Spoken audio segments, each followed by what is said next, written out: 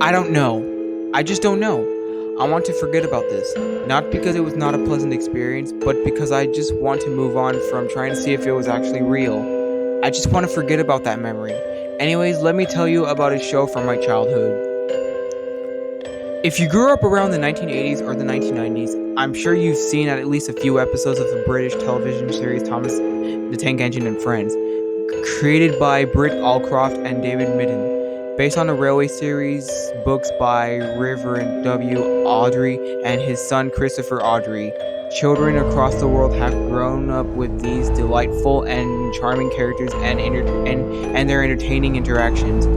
If you're reading this, you might be surprised to find out that Britt Allcroft's Down the Mine test pilot in 1983 wasn't where the show's run on a television originally originated. Thomas the Tank Engine and Friends was the fourth of all of the four attempts to adapt Awdry's books to television.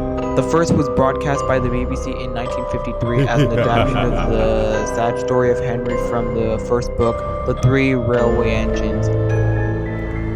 This is a well-known story where a big green engine named Henry refuses to leave a tunnel in fear of the rain spoiling his green paint with red stripes and ends up being left inside a tunnel behind a big brick wall until Gordon, the big blue engine, bursts his safety valve while pulling the express. The pilot used the 0000 scale models manufactured by Hornby and was narrated by Julia Lang. Nothing went wrong until Henry's model derailed and a hand had to put it back on the track on live broadcast. The incident, being noticed by everyone watching, including Awdry, made headlines within a week, and all this resulted in the next episode's delay and soon cancellation of the show.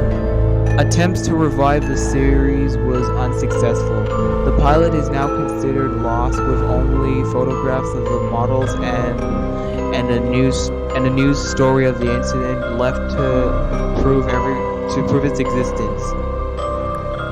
In 1970, a man named Ted Ray would read books of the railway series on a TV show called Jackanory.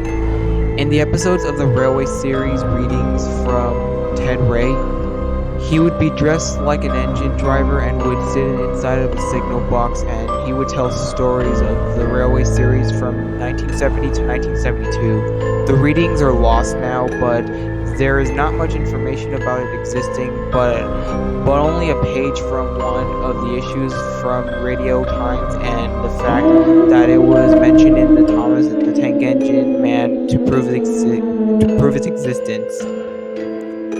In 1973, a musical animated adaptation was proposed by English musician and composer Andrew Lloyd Webber, who read the books when he was a child.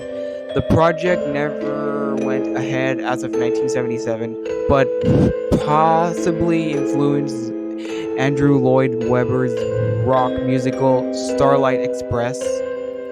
It was in 1983 when the adaptation by Britt Allcroft started production with a successful test pilot, green-lighting production of a children's television series beloved by children from all across the world.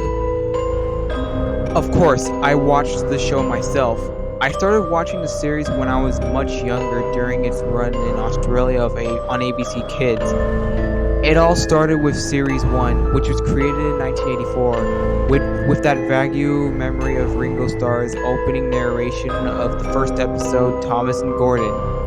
The episode where Thomas keeps teasing Gordon, who gets back at him by pulling him down the line behind the express. I gave up on the show when Series 12 came out, as I was disappointed when its new style where lip sync was applied via the usage of CGI. In recent years, I've been doing a lot of research on a history of both the show and the books. After that, the franchise became more interesting than ever after learning new facts like the real-life steam locomotives that the characters are based on and the real-life accidents that inspired the episodes and events. It was also interesting learning about the narrators in both the UK and US version, like Ringo Starr in the UK version from Series 1 to Series 2, Personally, he's my favorite of the narrators, but I don't want to stay off topic, so let's get to why I'm typing this down. I was scrolling down through Facebook, checking updates and notifications and contacting friends. The part where I went into contacts was where this all started. I found that a friend named Jerry Walker has changed his profile picture overnight to what looked like a black and white photograph. Upon closer observation, it looked like a Hornby Delbo model of Henry behind a brick wall inside a tunnel. I greeted him as I usually do, and we began chatting about the topics like how we were going, anything you're planning, social media updates, etc. When I asked if there was anything else I wanted to ask him, I sent a question about his new profile picture. He replied saying it was still from a 1953 BBC adaptation of The Sad Story of Henry, the same one I mentioned earlier. I asked him about where he found it, and he said it on an old box that was given to him by his grandfather. I asked him if there was anything else that was in there, and he said there was lots of other junk like old toys, trading cards, and an old cassette labeled The Sad Story of Henry. I got curious and asked him what the footage looked like, and he replied stating that he never actually watched it. I asked if he could convert it to the Windows Media Player file, and he said he'll see what he can do. He does videos of VHS openings on YouTube. I sent a thank you and left to work on my YouTube channel. Around 3 to 4 days later, I got a message from Jerry that was a download link of a file labeled Sad Story of Henry 1953.wav, and he said that he had no idea what he just watched, suggesting that I should watch it for myself and see if I had a better understanding of it. I thanked him and downloaded the file onto my desktop. I opened it, and it started with a 1953 BBC Batwings logo before cutting abruptly to a first shot of the episode. It was low quality and not very well distorted, but it was understandable seeing that this came from 1953. The first shot was Henry pulling a passenger train consisting of BRMK coaches, accompanied by Julia Lang saying the opening rhyme. Once an engine attached to a train was afraid of a few drops of rain, it went into a tunnel and squeaked through its funnel and wouldn't come out again. I was prepared for the moment where the model came off the tracks and a hand putting it back on the rails on camera, and it happened just as expected. For 4 minutes, the story went on unchanged from the original story, with an exception of Henry being in his new shape from the flying clipper. Henry refuses to leave the tunnel in fear that the rain would spoil his green paint with red stripes. The passengers try pulling and pushing him out. An engine which appears to be a Hornby Double LMS Coronation class fails to move him out of the tunnel, and Sir Topham Hatt, aka the Fat Controller, leaves him in the tunnel behind a brick wall. It was after Julia Lang said he was very sad because he thought no one would ever see his lovely green paint with red stripes again, when things began to seem off. The video stayed on a shot of Henry in the tunnel without anything happening. No trains went through the new tunnel. No sound effects were heard, not even Julia Lang's narration. When it was starting to make me uncomfortable, I checked the running time of the video, and to my surprise, it was 8:43. Curious to see if there was an adaptation of the Edward Gordon and Henry story that followed, I kept watching, feeling a bit uneasy as no sources implied that there were scenes based on the last chapter of the book. At the 5:51 mark, it cut to another angle showing a close-up of Henry's cab, which seemed to have cracked windows. The next shot showed Henry's boiler, which looked like it was covered in dust and soot that was obscuring his green paint with red stripes. The shot that followed was one of Henry's wheels, which lacked a coupling rod pistons. The remainder of the video was a compilation of multiple shots of Henry, looking more and more dilapidated and derelict. I began to feel creeped out when it showed a close-up of the front of Henry, who had a face that displayed a look of pain and suffering. Though they were painted on a plastic face, I could see it in his eyes that he is begging for his suffering to end, though it was very clear that his prayers would never be returned. The shot stayed on Henry's face for about 30 seconds before transitioning to the next shot.